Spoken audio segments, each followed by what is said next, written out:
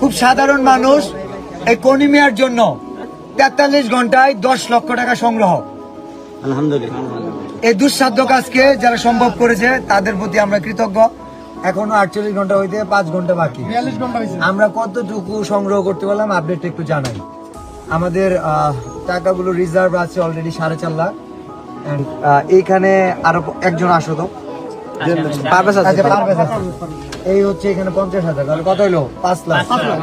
এখানে একটা 1 লক্ষ টাকার বান্ডিল আছে 6 লাখ। এই যে হচ্ছে 50,000 1 লাখ, কত হলো 7 লাখ। এখানে কত 7.5 লাখ। 1 2 3 4 5 6 7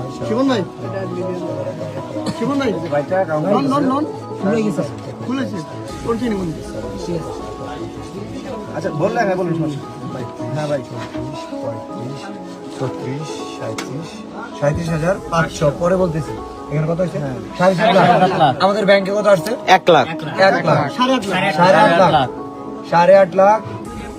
জুলি আপু আসতেছে 50,000 9 লাখ 9 লাখ। এখানে তো এটা বললামই না 9 লাখ 37। কল্পনা আপু 24,000 আমাদের বলছে। মুমতাজের কাছে কত? মুমতাজের মিলাইছে এখানে 10,000 আছে। হ্যাঁ 10,000 আছে। আর 29,000 টাকা লাগে। ও মাই গড, আর দিও না কেউ।